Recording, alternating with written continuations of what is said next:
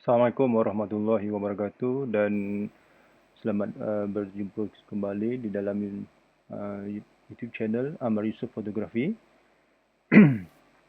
Baik, kepada rakan-rakan dan pelajar yang baru mengikuti uh, siaran YouTube channel Amar Yusof Fotografi, saya ucapkan selamat datang dan kepada rakan-rakan dan pelajar yang telah menonton uh, tutorial pembinaan gazebo, bolehlah tekan butang like dan subscribe supaya apabila saya memuat naik video baru ataupun tutorial baru, nanti akan dapat notification dan boleh menonton dan mengikuti tutorial tersebut.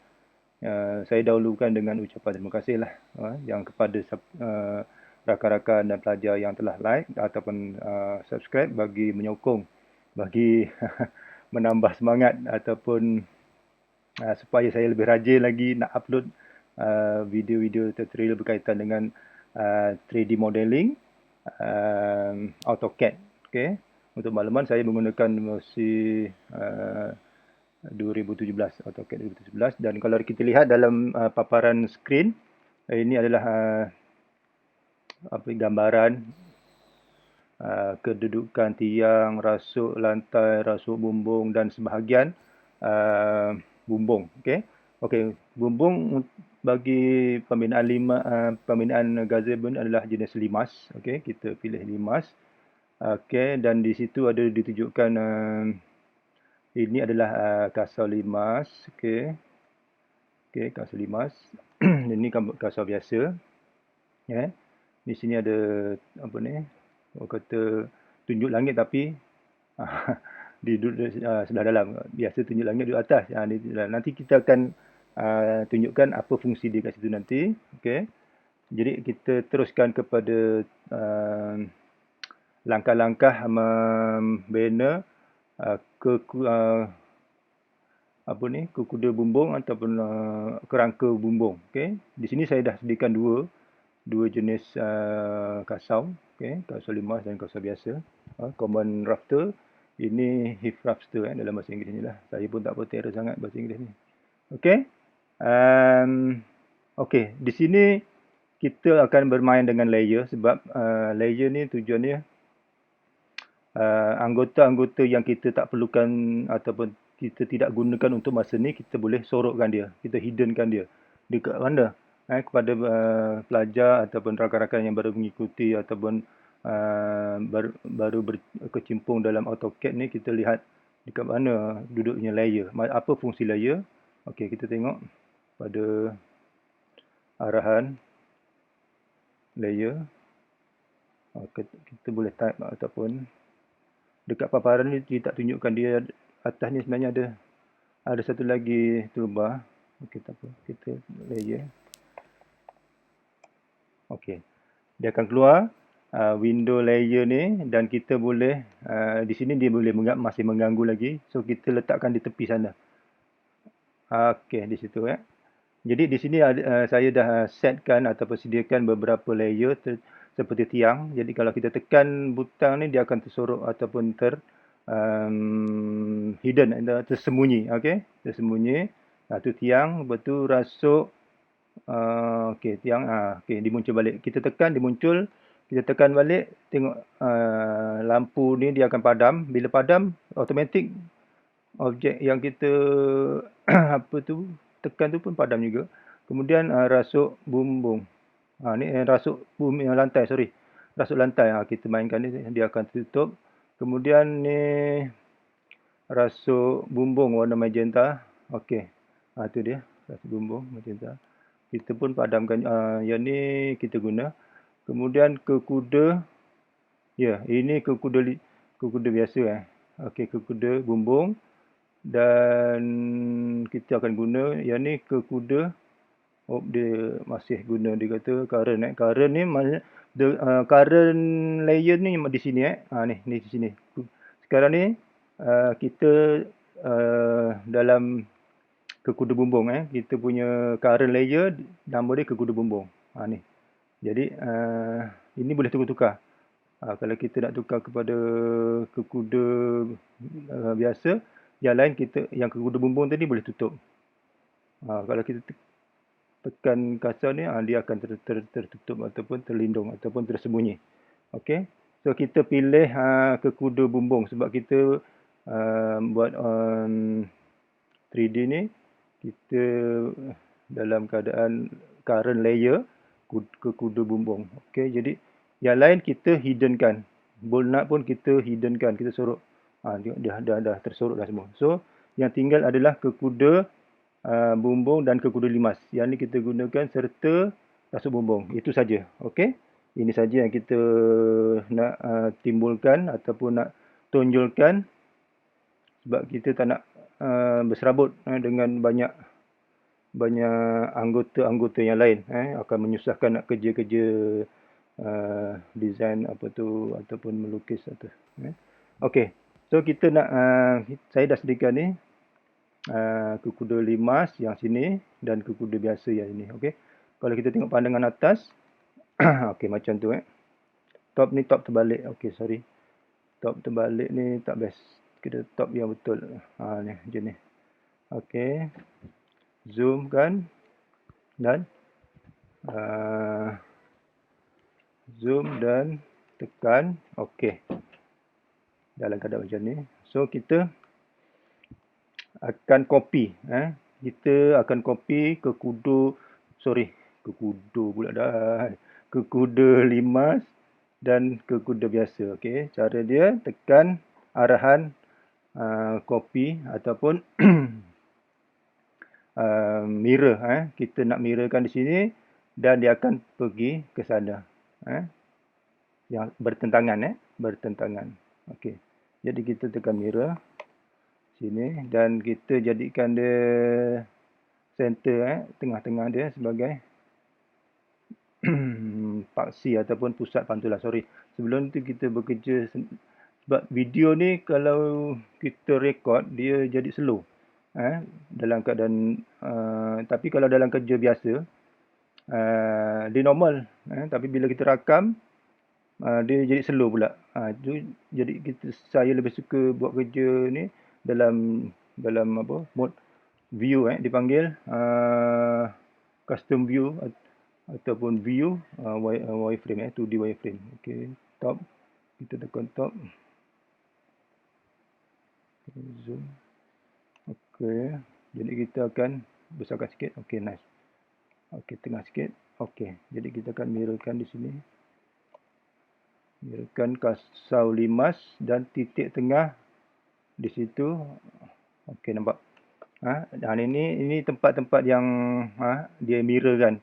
Okey, di sini satu lagi di sini. Nanti kita akan kita buat step by step dulu ataupun kita buat sebelah sini dulu senang sebelah sini. Jadi kita tekan ortho tu tekan di mana-manalah, tengok di mana-mana saja asalkan ortho 180 darjah. Okey, kita klik dan dia akan tanya yes or no. Kalau no, dia gambar yang asal yang ada highlight ni akan kekal. Kalau kita tekan yes, dia akan hilang. So kita tekan no. Okey, no. Jadilah dia duduk sederhana kasau limas yang sederhana. Cuba kita tengok, kita semak. Kita semak. Okey, nice. Okey, dah ada kasau yang sederhana. Tadi belum. Sekarang kita nak copy sebelah kanan pula. So kita letak dalam pandangan top. Okey, dalam pandangan top atau pandangan atas mudah. Mudah nampak. Dan kita mirrorkan sekali lagi. Mirror. 1, 2. Di mana kita punya paksi mirror? Ataupun di sini kita letak paksi dia ataupun pusat dia. Pusat pantulan ataupun mirror. Okey. Okey, kita letak dan dia akan terpantul sebelah sana dan kita pilih ortho dan kita tulis no, kita pilih no. Okey, dia akan dah siap. Okey. Okey, satu lagi. Sebelum saya terlupa, saya nak tunjukkan cara nak buat sebab saya belum buat lagi ni apa dipanggil birth mouth ni ataupun paruh burung. Paruh burung ni pun penting. Mulut burung. Dalam istilah sebelum-sebelum ni saya pernah jumpa sempak paruh burung. paruh burung, dalam bahasa Inggeris birthmark. Apa dia, kita akan buat. Okay? Kita akan tengok macam mana. Sebelum tu kita sorok yang lain dulu. Bumbung, kasau bumbung. Okey, sekarang kita pilih di sini current. Sekarang kita nak buat yang kasau paruh burung tu, kita akan buat pada kasau biasa ni. Kasau biasa. Okey. So kasau biasa kita tutuplah kasau limas. Oh sorry, dia terbalik lah. Dia terbalik sebenarnya. Ini adalah kasau limas. So kita terbalikkan tapilan ni. Kita rename balik. Kita akan rename semula. Kita akan betulkan balik. Kita tutup kasau bumbung. Kita kasau limas yang tu. Okey, jadi current ni kita pilih kasau limas. Current layer kita pilih kasau limas. Sorry, kasau limas. Yes, dan kasau bumbung tu kita boleh sorok. Yes, sorokkan dia supaya kita nak buat kerja pada kasau biasa ni. Kita tengok pandangan hadapan. Okey, pandangan hadapan. Di mana letaknya paruh burung? Mulut, mulut burung atau birthmark. Okey, di sini. Okey, di sini. Ni. Okey. Pertemuan di antara kasau dan rasuk bumbung, dia akan perlu ada takuk supaya kasau ni kekal di situ dan mudah untuk kerja mengikat, sama ada menggunakan skru, paku, bol dan nut dan sebagainya, plate dan sebagainya. Okey, cara dia dengan cara saya guna kaedah subtract. Masih menggunakan kaedah subtract seperti yang sebelum-sebelum ni. Subtract tu tujuannya kita membuang bahagian tertentu yang kita tidak perlukan. Okey, sekarang ni kita akan buat takuk di situ dan kita tekan arahan subtract. Maka dia akan keluar dan kita tekan di sini. Kemudian kita pilih bahagian mana yang kita nak buang. Okey, di situ kan. Ini rasuk bumbung. Kita akan klik di situ dan cuba kita tengok pada realistik. Okey, kemudian kita tengok kalau nak jelas pada isometric. Okey, nampak di situ. Okey, di situ nampak dah. Zoom, kita zoomkan dan kita zoom dekat sikit supaya nampak. Okey, masih kurang jelas. Okey, zoom lagi sekali. Okey, kita di sana. Okey, apa dia? Birthmark. Oh, banyak sangat sampai terlindung. Zoom all balik. Zoom all balik. Okey. Okey, kita zoomkan di sini saja. Zoom. Okey. Itu saya kata kalau kita buat kerja dalam realistik ni, bila dia record, dia akan jadi slow. Pergerakan tu jadi slow. Itu dia birthmark kita. Dah siap satu. Okey, birthmark kita dah siap satu. Okey, mana tadi? Kita kecilkan lagi pandangan. Okey, yang tu. Okey, ni kita cuba pusingkan. Tengok macam mana rupa bentuk birthmark tu. Mana dia? Okey, di sana. Di sana. Okey. Kita pusing. Tu dia. Birthmark. Supaya tujuan ni supaya rasuk bumbung ni akan duduk di situ dan sebagai orang kata nak menguatkan lagi lah nanti bila di skru atau dipaku. Kemudian kita tengok pandangan hadapan. Bila kita dah subtract tadi, kerangka ataupun rasuk bumbung yang kita subtract tadi dia hilang. So kita ada backup di ujung sini.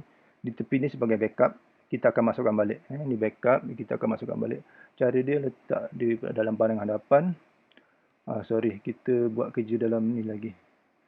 Dalam wireframe ni laju. Pergerakan ni laju. Kita copy balik rasuk bumbung yang kita buatkan, jadikan dia backup tadi. Kita masukkan balik dengan jarak 1400. Dia akan masuk semula. Kita semak, masuk tak dia? Dia dah masuk balik. Tu dia. Itu cara nak buat burst mouse. Jadi bila dah buat burst mouse, kita akan operasinya sama juga. Kita akan copy ataupun mirror. Kita akan mirrorkan dia. Mirrorkan dia. Sama juga. Mirror. Dia salah titik pantulan, dia akan pergi ke lain. So, kita kena pastikan dia betul-betul duduk ataupun kita letakkan pusat pantulan yang betul. Okey. Ni. Begitu juga dengan di sini. Okey. Di sini pun sama cara dia. Kita gunakan kaedah copy mirror. Okey. Jadi kita tengok balik yang sebahagian yang dah siap. Okey. Di situ tengok. Kita buat realistic. Okey. Itu dia. Apa tu? Bumbung limas. Bumbung limas yang hampir siap. Hampir siap. Nanti bila saya dah pasang, bila dalam saya dah buat apa tu, dalam proses membuat kasar pendek, nanti saya akan tunjukkan lagi lah macam mana kita nak susun kasar pendek di sini, insyaAllah. Doakan saya rajin, doakan saya sihat, doakan saya bersemangat. InsyaAllah kalau ada masa lagi kita akan jumpa. Sekian saja untuk kali ini. Sekali lagi dijemput untuk like dan subscribe YouTube channel Ammar Yusof Fotografi. Sebelum berjumpa lagi, saya ucapkan Assalamualaikum warahmatullahi wabarakatuh.